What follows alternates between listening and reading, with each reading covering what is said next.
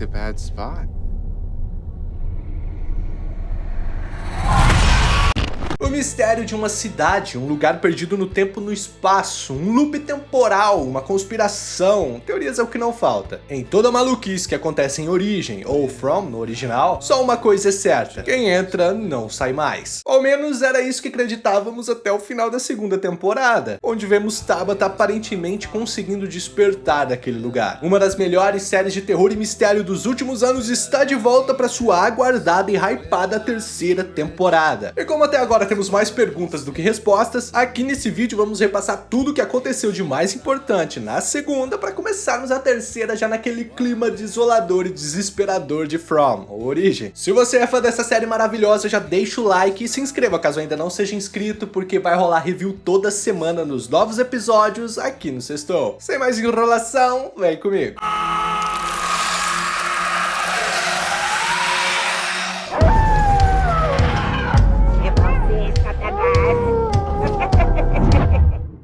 A segunda temporada de Origem começou com os habitantes condenados da cidade lidando com as consequências da punição por algo ou alguém após a tentativa esperançosa de conseguir contato com qualquer outro lugar normal. Uma conexão até foi feita, mas como aprendemos aqui na série, quando esse mundo se abre para algo natural, digamos assim, é porque mais pessoas estão chegando. Dessa vez, um ônibus lotado de gente que mal sabiam que estavam em uma excursão para o inferno. Boyd, depois de entrar em uma das árvores distantes, que funcionam como passagens, teletransporte para outros lugares dentro daquele mesmo mundo, se vê preso dentro de um poço seco, conseguindo sair e se deparando com um homem em condições deploráveis, acorrentado na parede como se fosse prisioneiro em uma masmorra. Jem, que é ameaçado com Tabitha pela voz no rádio, corre desesperado de volta para casa, apenas para encontrar o porão desabado em um buraco subterrâneo, prendendo sua esposa lá embaixo. Ele com ajuda até tenta remover os escombros, mas então a casa também desaba em cima deles, os prendendo, os condenando, já que a noite estava chegando e a gente sabe bem o que acontece à noite ali.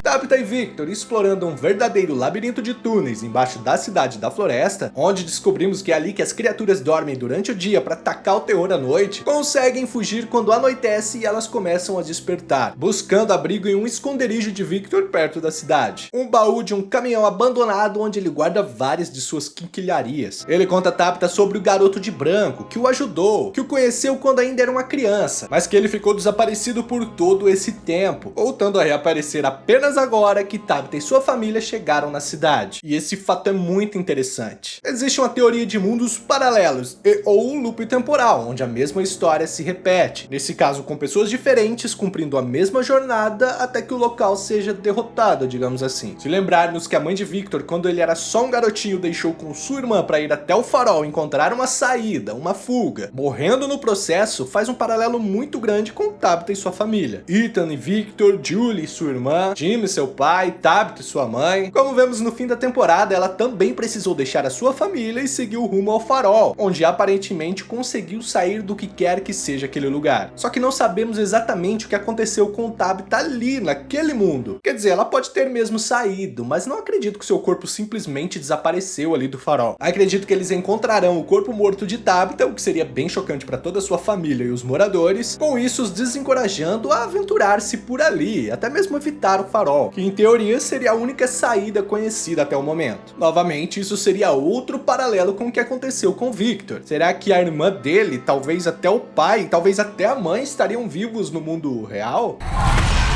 Voltando para Boyd lá na masmorra, Martin, o prisioneiro decrépito ali, foi um dos grandes mistérios da temporada. Ele parece ser uma vítima antiga do lugar, que sabe demais, inclusive coisas que não deveria saber naturalmente, como coisas que a esposa de Boyd disse para ele quando ainda estava viva. Como ele diz que teve um dia que achou que a cidade era a pior coisa dali, significa que ele já viveu lá. E isso talvez nos arremeta de novo à ideia de um loop de acontecimentos com pessoas diferentes. Seria ele talvez um antigo Boyd, um líder para para as pessoas do seu tempo lá na cidade, buscando uma saída, que acabou sendo preso por algo ou por alguém ali na masmorra ao entrar na mesma árvore que Boyd. Uma caixinha de música aparece, que parece ser uma manifestação, um prelúdio de algo terrível, visto a pressa que Martin fica para que Boyd o mate, o liberte daquele terrível destino. Boyd tenta o libertar, mas ele não resiste, só que antes de morrer ele passa algo para ele em seu sangue, como criaturas sob a pele que percorrem pelo seu corpo. Outro mistério, tanto que eram aquelas coisas, quanto como Martin havia pego elas. Teria sido através de alguma criatura? Ou havia sido passado para ele da mesma forma com que ele passou para Boyd agora? Ele deixa o lugar, mas quando se volta para ela, não havia mais masmorra, apenas ruínas dela. Dimensões dentro daquela mesma dimensão. Talvez aquilo nem mesmo havia acontecido no presente, mas sim no passado, quando as ruínas ainda eram a masmorra. Perdido no meio da floresta e no meio da noite, um dog que já havia aparecido outras vezes aparece para mostrar o caminho onde Tabitha e Victor estavam escondidos. Vale ressaltar que animais não existiam ali, pelo menos até a segunda temporada. Então, se considerarmos que o cachorro é apenas um cachorro comum e que as criaturas não são tão ruins a ponto de fazer mal a um totó, ele deve pertencer a alguém em algum lugar. Um cachorro bonito daquele, bem tratado, bem nutrido com ração premium, pelo escovado, só faltou a gravatinha de papel do pet shop. Será de outra figura importante a ser mostrada ainda na série? Talvez um guardião, humano ou não? Talvez o faroleiro escondido no meio da floresta?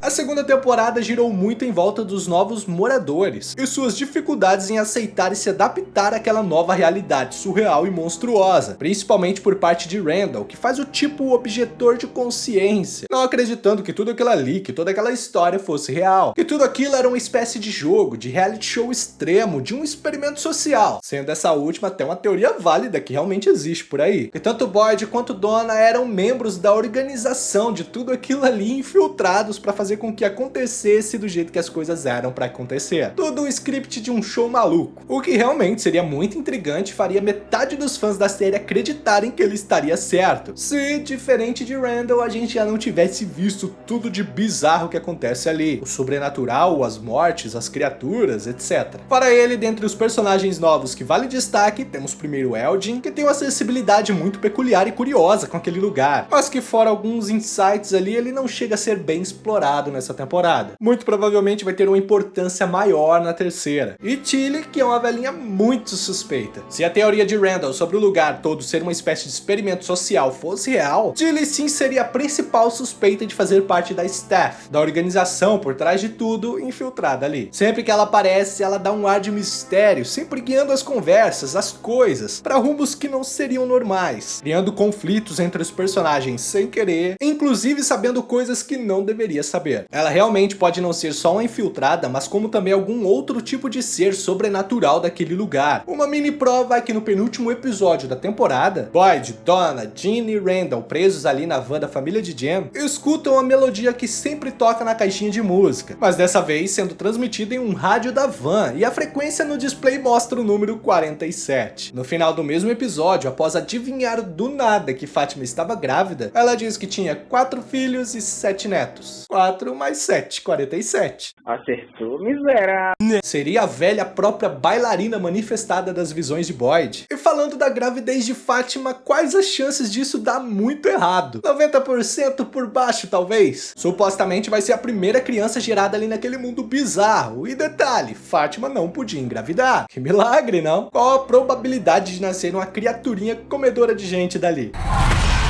Com a cidade tendo mais habitantes e menos suprimentos a cada dia que passa, parece que é só questão de tempo até que o fino fio de esperança que sustenta a pouca ordem que resta ali se romper, tudo se colapsar e o fim chegar para todos. Como a esperança deles de encontrar uma solução, uma saída, foi frustrada no final da primeira temporada, agora eles tentam se levantar e recolher os cacos de esperança para tentar recomeçar mais uma vez em buscar uma saída. Jim começa a formular sua própria teoria. Para ele e muitos de nós, o lugar foi desenhado meticulosamente justamente para isso. De certa forma parecido com a ideia de Randall, que ali seria uma espécie de teste, real ou simulado, um experimento para testar como eles reagiriam. O objetivo com tudo aquilo era um mistério à parte. Medo, esperança, desespero e fé. Testes controlados para ver como cada um se sairia em situações extremas inimagináveis. E o incrível de Origem é meio que justamente isso. Existem diversas teorias, mas nunca uma que explique tudo. Isso realmente parece até impossível no momento. Se você tem uma teoria para um lugar, lugar precisa de outra para as criaturas, para as árvores, para os fenômenos, para as visões dos personagens, enfim. Hoje eu pendo mais para algo sobrenatural, antigo, ancestral, pagão, perdido e esquecido no tempo, descoberto durante as navegações, como vemos em algumas das visões e flashbacks. Mas mesmo assim ainda não tem como conceber uma teoria única que faça sentido com cada elemento da série. E isso é extremamente excitante, mas apavorante também, porque o fantasma do cancelamento, do final apressado, de terminar com metade das coisas sem explicação, assombra esse tipo de série.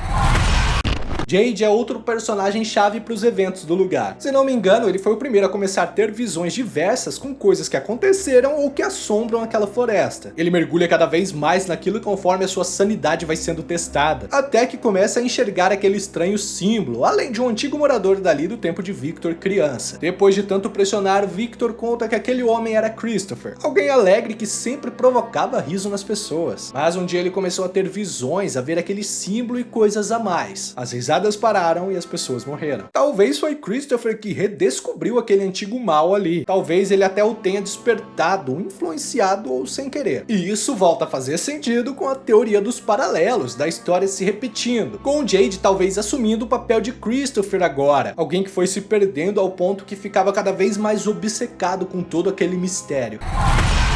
É no episódio 6 que temos o primeiro pico de desespero real da temporada. Boyd, cada vez mais sofrendo com o colateral de ter aquelas coisas no seu sangue herdado de Martin, continua cada vez mais vendo aquela caixinha, e junto com ela a bailarina em si, que não é uma visão familiar para ele. Talvez seja outra entidade, a entidade responsável por aqueles parasitas no seu sangue. De qualquer forma, manter aquilo dentro de si parece que seria mortal. Então, em uma confusão, Ellis, o seu filho galã, é esfaqueado na colônia, perdendo a quantidade de sangue absurda que o mataria se não recebesse uma transfusão. O problema é que somente Boyd poderia ser doador, e ele sabia que passar aqueles parasitas para o filho seria pior do que a própria morte. É aí que temos o primeiro mind-blowing da temporada. A primeira pequena vitória, talvez, de todos os habitantes. Relutante em passar os parasitas para qualquer outra pessoa, Boyd tem a ideia de passar para uma das criaturas da noite. Na pior das hipóteses, nada aconteceria com elas e ele se livraria dos parasitas, podendo assim doar o sangue para eles. E é justamente o Risadinha, o melhor personagem entre as criaturas, que recebe o sangue infectado de Boyd, tendo um ataque, uma convulsão e morrendo logo em seguida.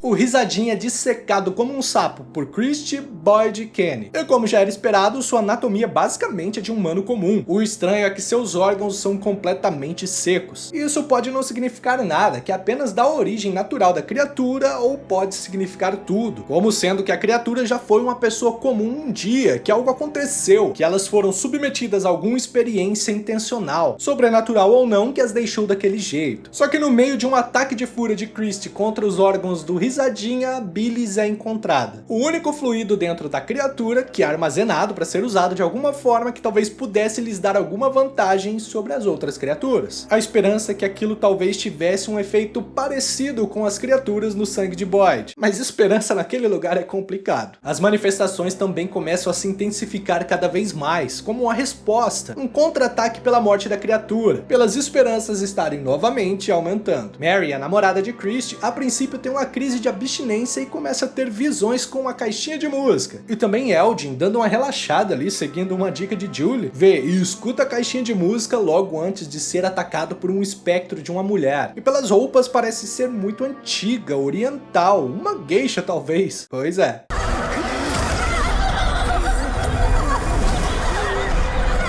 Victor sempre foi um personagem que transitou em muitos níveis. A gente sabe desde o primeiro episódio que tem muita coisa por trás dele. Então, quando descobrimos que ele é o sobrevivente mais antigo da cidade, de décadas, talvez até o primeiro sobrevivente, sabemos que ele será no mínimo um pedaço da chave para sair dali. Na segunda temporada, por vezes ficamos até com raiva dele, porque claramente ele esconde coisas que podem ser cruciais. Não por interesse próprio, por maldade ou porque deve algo, mas sim por medo. Ele teme o que pode acontecer conforme conforme as coisas se intensifiquem, conforme respostas comecem a surgir, conforme a escuridão da floresta se enfurece. E mais no final da temporada descobrimos, junto com ele, que ele não estava sozinho naquela noite terrível quando era criança. Ele estava com Eloise, sua irmã, alguém que o seu trauma o fez esquecer, a bloquear aquela memória, já que em vez dela ficar ali escondida com ele, Eloise foi atrás da sua mãe. E Victor se culpa por não tê-la impedido, de não ter ido atrás dela. Não temos muito mais informações dela, do que aconteceu com ela, mas nessa altura do campeonato, não faz sentido colocar uma irmã para Victor para simplesmente ela morrer quando ele era criança. Acredito sim que ela deva estar viva e que a veremos na terceira temporada. It's okay.